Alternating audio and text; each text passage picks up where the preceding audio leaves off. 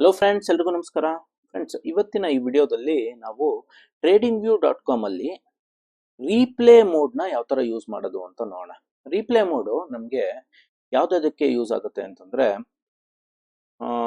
ಒಂದು ಸ್ಟ್ರಾಟಜಿನ ಚೆಕ್ ಮಾಡೋದಕ್ಕೆ replay mode ಬೇಕು. ಮತ್ತು ರೀಪ್ಲೇ ಮೋಡ್ ಜೊತೆ ಟೂಲ್ಸ್ನ ಯಾವ ಥರ ಯೂಸ್ ಮಾಡೋದು, ಕೆಲವೊಂದು ಟೂಲ್ಸು ಮತ್ತು ಟೆಕ್ಸ್ಟು, ನೀವು ಯಾವ್ದಾದ್ರು ಟೆಕ್ಸ್ಟ್ನ ಬರೆದಿಟ್ಕೊಬೇಕು, ಮತ್ತು ಆ್ಯರೋ ಮಾರ್ಕ್ಸ್ನ ಯಾವ ಥರ ಹಾಕೋದು ಅಂತ ಈ ವಿಡಿಯೋದಲ್ಲಿ ನೋಡೋಣ. ನೋಡಿ, ಇಲ್ಲಿ ಮೇಲ್ಗಡೆಯಿಂದ ಸಿಂಬಲ್ ಸರ್ಚ್ ಆದಮೇಲೆ ಇಲ್ಲಿ ಟೈಮ್ ಫ್ರೇಮು, ಇಲ್ಲಿ ಕ್ಯಾಂಡಲ್ ಸ್ಟಿಕ್ಸು, ಅದಾದಮೇಲೆ ಇಂಡಿಕೇಟರ್ಸು, ಅಲರ್ಟ್ಸ್ ಆದಮೇಲೆ ಇಲ್ಲೊಂದು ರೀಪ್ಲೇ ಅಂತ ಇದೆ, ಬಾರ್ ರಿಪ್ಲೇ ಅಂತಂದರೆ ನಾವು ಇದನ್ನು ಸೆಲೆಕ್ಟ್ ಮಾಡಿದ್ದಾದಮೇಲೆ ನೋಡಿ ಈ ಥರ ಸಿಸರ್ ಮಾರ್ಕ್ ಬರುತ್ತೆ. ಎಲ್ಲಿಗೆ ಬೇಕೋ ಅಲ್ಲಿಗೆ ನಾವು ಇದನ್ನು ಕಟ್ ಮಾಡ್ಬೋದು, ಬ್ರೇಕ್ ಮಾಡ್ಬೋದು. ನೋಡಿ, ಇವಾಗ ನನಗೆ ಫುಲ್ಲು ಚಾರ್ಟ್ ಕಾಣಿಸ್ತಾ ಇದೆ. ನಾನು ಇಲ್ಲಿಂದ ನೋಡಬೇಕು, ಇಲ್ಲಿಂದ ಮಾರ್ಕೆಟು ಯಾವ ಥರ ಮೂವ್ ಆಗಿದೆ, ಅಥವಾ ಬಜಾಜ್ ಆಟೋ ಸ್ಟಾಕು ಯಾವ ಥರ ಮೂವ್ ಆಗಿದೆ ಅಂತ ನೋಡಬೇಕು ಅಂತಂದರೆ ಇಲ್ಲಿಗೆ ನಾವು ಕಟ್ ಮಾಡಿದ್ರೆ, ಇದನ್ನು ಸೆಲೆಕ್ಟ್ ಮಾಡಿ ಇಲ್ಲಿಗೆ ಕಟ್ ಆಯಿತು. ಇಲ್ಲಿಂದ ರೈಟ್ ಹ್ಯಾಂಡ್ ಸೈಡ್ ನನಗೆ ಇವಾಗ ಕಾಣಿಸ್ತಾ ಇಲ್ಲ, ಓಕೆನಾ. ಸೊ ಈಗ ಇದು ತುಂಬ ಚಿಕ್ಕದಾಗಿ ಕಾಣಿಸ್ತಾ ಇದೆ, ಅಂದರೆ ಈ ಸ್ಕೇಲು ತುಂಬ ಚಿಕ್ಕದಿದೆ ಅಂತಂದಾಗ ಇಲ್ಲಿ ನೋಡಿ 9,000, 8,000, 7,000, 6,000 ಎಲ್ಲ ಇದೆಯಲ್ಲ,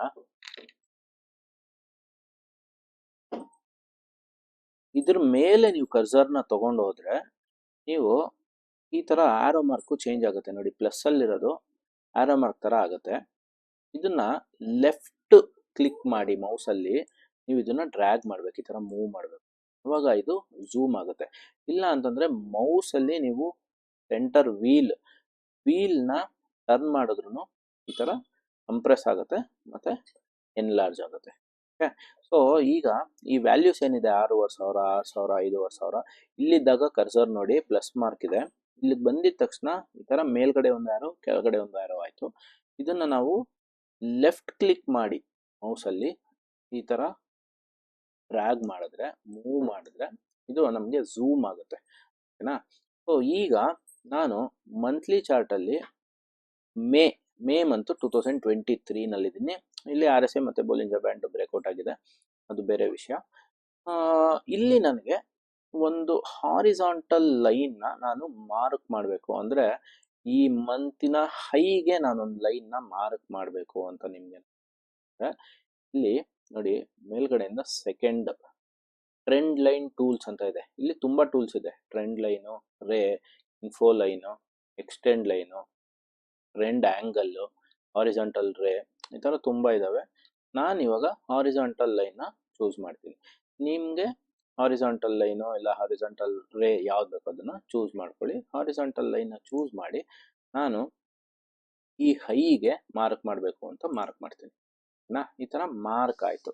ಓಕೆ, ಅಕಸ್ಮಾತ್ ಈ ಹೈ ನೋಡಿ 4,664 ಇದೆ, ನಾನು ಮಾರ್ಕ್ ಮಾಡಿರೋದು 4,682ಕ್ಕೆ ಬಂದ್ಬಿಟ್ಟಿದೆ ಹೈ ಅಲ್ವಾ. ಸೊ 64ಕ್ಕೆ ಬೇಕು ಅಂತಂದರೆ ಮತ್ತೆ ಈ ಲೈನ್ ಮೇಲೆ ನೀವು ಕರ್ಸರ್ನ ತೊಗೊಂಡೋದ್ರೆ ಇದು ಹ್ಯಾಂಡ್ ಶೇಪ್ ಆಗಿ ಚೇಂಜ್ ಆಗುತ್ತೆ. ಆವಾಗ ಅದನ್ನ ಲೈನ್ನ ನಾವು ಈ ಥರ ಮೂವ್ ಮಾಡ್ಬೋದು. ಮೂವ್ ಮಾಡಿದೆ ಕರೆಕ್ಟ್ ಅಲ್ವಾ. ಆಲ್ಮೋಸ್ಟ್ 4,664, 4,661, 90 ಪೈಸೆ ತೋರಿಸ್ತಾ ಇದೆ.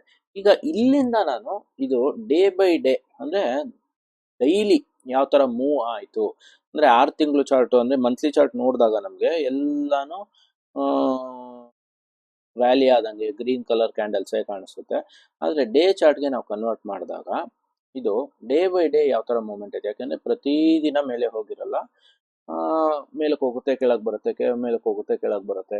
ಸೊ ನಾನು ಎಲ್ಲಿ ತೊಗೊಂಡಿರ್ಬೋದು, ನಾನು ಎಲ್ಲಿ ಕೊಟ್ಟಿರ್ಬೋದು, ಅಥವಾ ಈ ಸ್ಟ್ರಾಟಜಿ ಯಾವ ಥರ ವರ್ಕ್ ಆಗ್ತಾ ಇದೆ ಅಂತ ನೀವು ನೋಡಬೇಕು ಅಂತಂದಾಗ ಇದನ್ನು ಮಂತ್ಲಿಯಿಂದ ಡೇ ಚಾರ್ಟ್ಗೆ ಕನ್ವರ್ಟ್ ಮಾಡಿದ್ರೆ ಡೇ ಚಾರ್ಟಿಗೆ ಕನ್ವರ್ಟ್ ಆಯಿತು. ಓಕೆ, ಈಗ ನೋಡಿ ಕ್ಯಾಂಡಲ್ಸು ನಮಗೆ ತುಂಬ ಚಿಕ್ಕ ಕ್ಯಾಂಡಲ್ಸ್ ಕಾಣಿಸ್ತಾ ಇದೆ. ಸೊ ಇದು ನನಗೆ ಸ್ವಲ್ಪ ದೊಡ್ಡದು ಬೇಕು ಅಂತಂದಾಗ ಅಗೈನ್ ನೀವೇನು ಮಾಡಬೇಕು, ಮೌಸ್ನ ಇಲ್ಲಿ ನಂಬರ್ಸ್ ಏನು ಕಾಣಿಸ್ತಾ ಇದೆ 4,000, 4,250 ಅಲ್ಲಿಗೆ ತೊಗೊಂಬಂದು ಸ್ಕೇಲ್ ಅಂತ ಹೇಳ್ತೀವಿ, ಅಲ್ಲಿಗೆ ತೊಗೊಂಬಂದು ಲೆಫ್ಟ್ ಕ್ಲಿಕ್ ಮಾಡಿ ಮೌಸ್ನ ಈ ಥರ ಮೇಲ್ಗಡೆ ಮತ್ತು ಕೆಳಗಡೆ ಡ್ರ್ಯಾಗ್ ಮಾಡಿದಾಗ ಇದು ಚಾರ್ಟ್ ಮೇಲೆ ಕೊಟ್ಟೋಯ್ತು. ಈಗ ಸೊ ಚಾರ್ಟ್ ಮೇಲೆ ಕೊಟ್ಟೋಯ್ತು ಅಂತಂದಾಗ ನಾವೇನು ಮಾಡಬೇಕು, ಮೌಸ್ನ ಮತ್ತೆ ಇಲ್ಲಿ ಈ ಚಾರ್ಟ್ ಲೇಔಟ್ ಮೇಲ್ಗಡೆ ತಗೊಂಬಂದು ಲೆಫ್ಟ್ ಕ್ಲಿಕ್ ಮಾಡಿ ಕೆಳಗಡೆಗೆ ಈ ಥರ ಮೂವ್ ಮಾಡಿದ್ರೆ ಚಾರ್ಟು ನಮಗೆ ಮಿಡಲ್ಗೆ ಬರುತ್ತೆ. ಸೊ ಈಗ ನಾವು ಒಂದೊಂದೇ ಕ್ಯಾಂಡಲ್ನ ನೋಡ್ಕೊಂಡು ಹೋಗ್ಬೇಕು, ಏನಾಗ್ತದೆ ನೆಕ್ಸ್ಟ್ ಏನಾಯ್ತು. ಮೇ 31 ಆದ್ಮೇಲೆ ಜೂನ್ 1ನೇ ತಾರೀಕು ಏನಾಯ್ತು ಅಂತಂದ್ರೆ ಕೆಳಗಡೆ ನೋಡಿ ರಿಪ್ಲೇ ಮೋಡಲ್ಲಿ ಒಂದು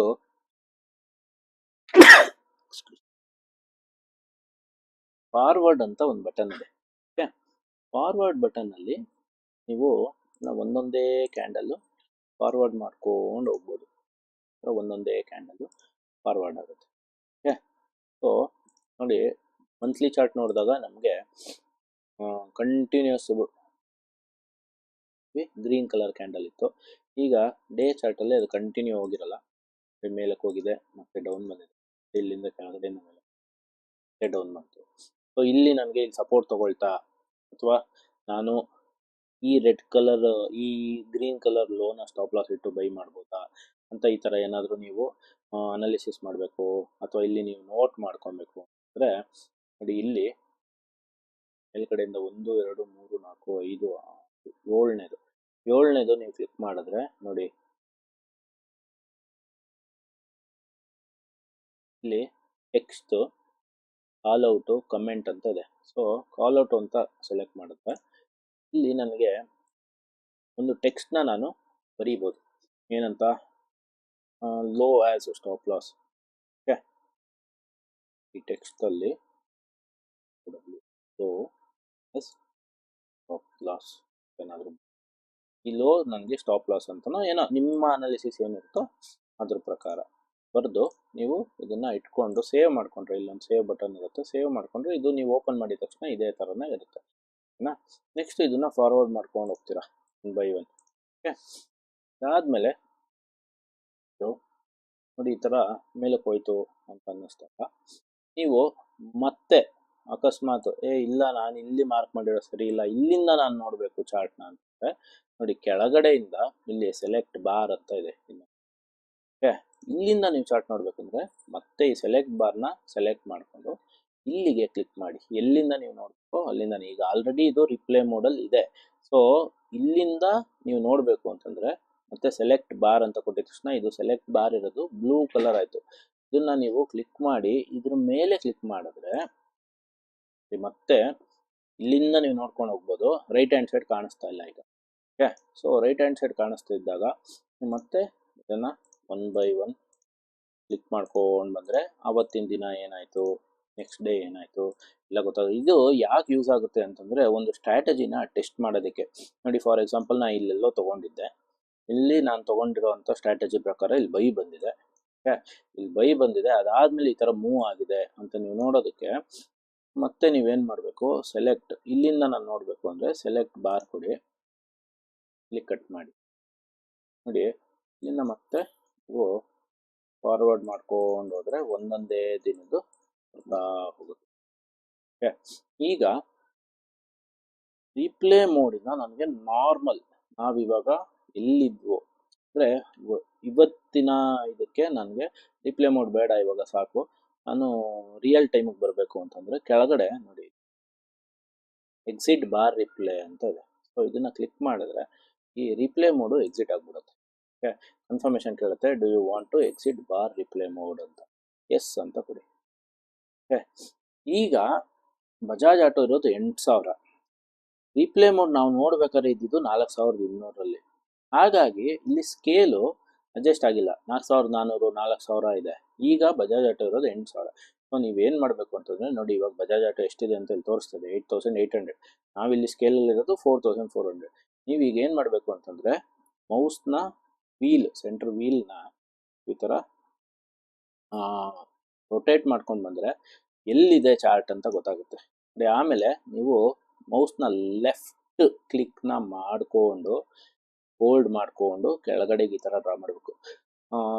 ಮೌಸ್ನ ಲೆಫ್ಟ್ ಕ್ಲಿಕ್ಕು ನೀವು ಹೋಲ್ಡ್ ಮಾಡಿ ಡ್ರ್ಯಾಗ್ ಮಾಡೋಕ್ಕೆ ಸ್ಟಾರ್ಟ್ ಆಗಿದ ತಕ್ಷಣ ನೋಡಿ ಹ್ಯಾಂಡ್ ಮಾರ್ಕ್ ಬರ್ತಾ ಇದೆ ಅಲ್ಲಿ. ಸೊ ಈ ಥರ ಹ್ಯಾಂಡ್ ಮಾರ್ಕ್ ಬಂತು ಅಂತಂದರೆ ಇದು ಲೇಔಟ್ನ ನೀವು ಮೂವ್ ಮಾಡ್ತಾ ಇದ್ದೀರಾ ಅಂತ, ಸ್ಕೇಲ್ ಮಾಡ್ತಾ ಇದ್ದೀವಿ. ಹಾಂ, ಸೊ ಇಲ್ಲಿಗೆ ನಾವು ಬಂದ್ವಿ. ಇಲ್ಲಿಗೆ ಬಂದ್ವಿ 8,000 ಇವಾಗ 8813 ಇಲ್ಲಿದೆ ಚಾರ್ಟು. ಆದರೆ ಇದು ಮತ್ತೆ ನೋಡಿ ಶಿಂಕ್ ಆಗಿಬಿಟ್ಟಿದೆ. ನನಗೆ ಇವಾಗ ಈ ಥರ ನೋಡಿದ್ರೆ ಏನೂ ಅರ್ಥ ಆಗಲ್ಲ. ಸೊ ಹಾಗಾಗಿ ನಾನೇನು ಮಾಡಬೇಕು, ಮೌಸಲ್ಲಿ ನಾನು ಇದನ್ನು ಜೂಮ್ ಮಾಡಬೇಕು. ಆ ವೀಲ್ನ ನೀವು ಮುಂದಕ್ಕೆ ರೊಟೇಟ್ ಮಾಡಿದ್ರೆ ಇದು ಝೂಮ್ ಆಗ್ತಾ ಬರುತ್ತೆ.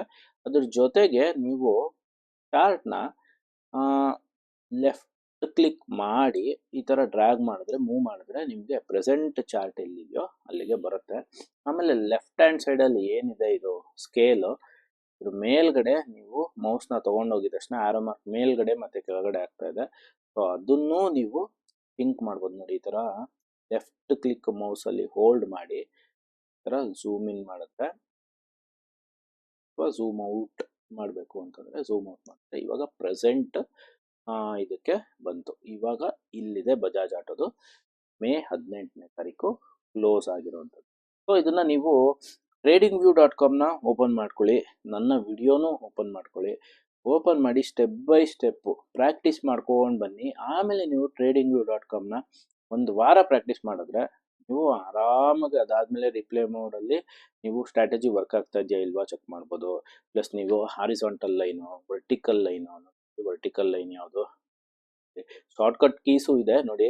ಆಲ್ಟ್ ಹೆಚ್, ಆಲ್ಟ್ ವಿ, ಈ ಥರ ಕೆಲವೊಬ್ಬರಿಗೆ ಶಾರ್ಟ್ಕಟ್ ಕೀಸು ಜ್ಞಾಪಕ ಇರುತ್ತೆ. ನಾನು ಜಾಸ್ತಿ ಕೀಬೋರ್ಡೇ ಯೂಸ್ ಮಾಡೋದು ಅಂತಂದರೆ ಆಲ್ಟ್ ಪ್ಲಸ್ ವಿ ಹೊಡೆದ್ರೆ ನಿಮಗೆ ವರ್ಟಿಕಲ್ ಲೈನ್ ಬರುತ್ತೆ.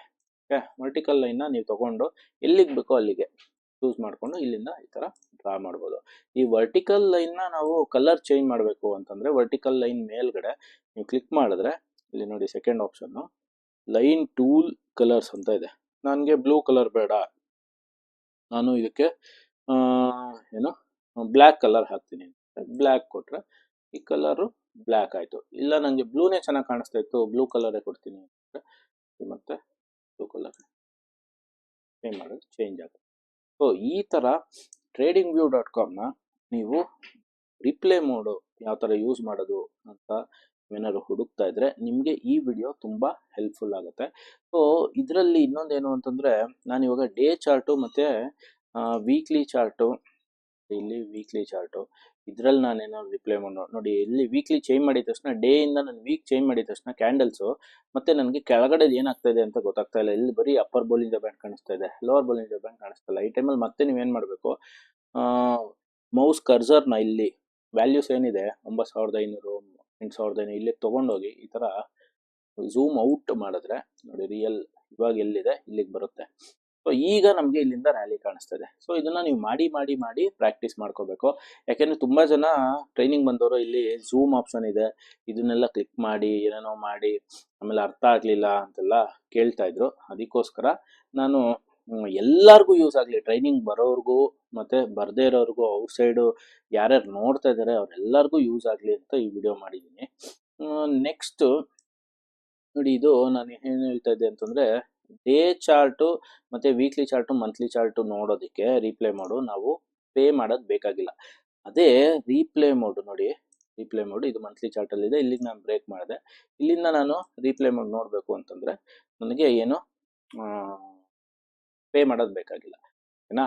ಆದರೆ ನಾನೇನಾದರೂ 1 ಅವರ್ ಚಾರ್ಟು, ಈಗ 15 ಮಿನಿಟ್ಸ್ ಚಾರ್ಟ್, 15 ಮಿನಿಟ್ಸ್ ಚಾರ್ಟಲ್ಲಿ ರೀಪ್ಲೇ ಮೋಡ್ ನೋಡಬೇಕು ಅಂತಂದರೆ ಈ ಥರ ಇದು ಸಬ್ಸ್ಕ್ರಿಪ್ಷನ್ ಕೇಳುತ್ತೆ. Test your strategies with intraday bar replays. Intraday bar replay ನೋಡಬೇಕು ನೀವು ಅಂತಂದರೆ ಸಬ್ಸ್ಕ್ರಿಪ್ಷನ್ ತೊಗೊಬೇಕಾಗುತ್ತೆ. ನಮ್ಮ ಇದರಲ್ಲಿ ನಾವು ಯಾವುದು ಇಂಟ್ರಾಡೇ ಬಾರ್ ರಿಪ್ಲೇ ನೋಡಲ್ಲ, ಹಾಗಾಗಿ ನಮಗೆ ಬೇಕಾಗೋದಿಲ್ಲ.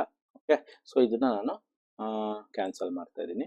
ನೆಕ್ಸ್ಟು ಈಗ ಡೇ ಚಾರ್ಟಿಗೆ ಬಂದರೆ ನೋಡಿ, ಇಲ್ಲಿ ನಾನು ಇವಾಗ ಏನೇನು ಟೂಲ್ಸ್ ಹಾಕಿದ್ದೀನಿ ಇದೆಲ್ಲ ನಾನು ಡಿಲೀಟ್ ಮಾಡಬೇಕು. ನನಗೆ ಬೇಡ ಈಗ ಅಂತಂದರೆ ರೈಟ್ ಕ್ಲಿಕ್ ಮಾಡಿ, ರೈಟ್ ಕ್ಲಿಕ್ ಮಾಡಿಬಿಟ್ಟು ರಿಮೂವ್ ಡ್ರಾಯಿಂಗ್ಸ್ ಅಂತ ಇದೆ, ಕರೆಕ್ಟಾ. ರಿಮೂವ್ ಡ್ರಾಯಿಂಗ್ಸ್ ಅಂತಂದರೆ ಏನು, ಎಲ್ಲ ನೀವು ಏನೇನು ಹಾಕಿದ್ದೀರಾ ಅದೆಲ್ಲದನ್ನು ರಿಮೂವ್ ಮಾಡಬೇಕು ಅಂತ ರಿಮೂವ್ ಡ್ರಾಯಿಂಗ್ಸ್ ಅಂತ ಕೊಟ್ಟರೆ ಎಲ್ಲ ಡ್ರಾಯಿಂಗ್ಸು ರಿಮೂವ್ ಆಗೋಗುತ್ತೆ. ಓಕೆ, ನೆಕ್ಸ್ಟ್ ಇನ್ನೊಂದು ಆಪ್ಷನ್ ಏನು ಅಂತಂದರೆ ಇಲ್ಲಿ ಬೋಲಿಂಜರ್ ಬ್ಯಾಂಡ್ನ ನಾವು ಇನ್ಸರ್ಟ್ ಮಾಡಿದ್ದೀವಿ. ಈ ಬೋಲಿಂಜರ್ ಬ್ಯಾಂಡ್ಸ್ ನನಗೆ ಬೇಡ ಅಂತಂದರೆ ಬೋಲಿಂಜರ್ ಬ್ಯಾಂಡ್ಸ್ ಹತ್ರ ಹೋದರೆ ನೀವು ಇಲ್ಲಿ ಲಾಸ್ಟಲ್ಲಿ ಒಂದು ರಿಮೂವ್ ಅಂತ ಇದೆ, ಕರೆಕ್ಟಾ. ಸೊ ರಿಮೂವ್ ಅಂತ ಕೊಟ್ಟರೆ ಬೋಲಿಂಜರ್ ಬ್ಯಾಂಡು ರಿಮೂವ್ ಆಗೋಯ್ತು. ನೆಕ್ಸ್ಟ್ ಬೋಲಿಂಜರ್ ಬ್ಯಾಂಡ್ ಮತ್ತೆ ಆ್ಯಡ್ ಮಾಡಬೇಕು ಅಂತಂದರೆ ನೀವು ಇಂಡಿಕೇಟರ್ಸ್ಗೆ ಹೋಗಿ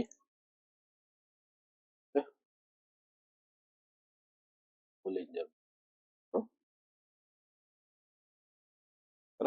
ಆ್ಯಡ್ ಮಾಡ್ಕೊಬೋದು. ಆ್ಯಡ್ ಮಾಡಿದಾದ್ಮೇಲೆ ಇಲ್ಲಿ ಒಂದ್ಸಲಿ ಸೇವ್ ಮಾಡಿದ್ರೆ ಸೇವ್ ಆಗಿಬಿಡುತ್ತೆ. ನೆಕ್ಸ್ಟ್ ಟೈಮಿಂದ ನೀವು ಓಪನ್ ಮಾಡಿದ್ರೆ ಇದು ಬೋಲಿಂಜರ್ ಬ್ಯಾಂಡ್ಸ್ ವಿತ್ RSI ಇದೇ ಥರನೇ ಬರುತ್ತೆ.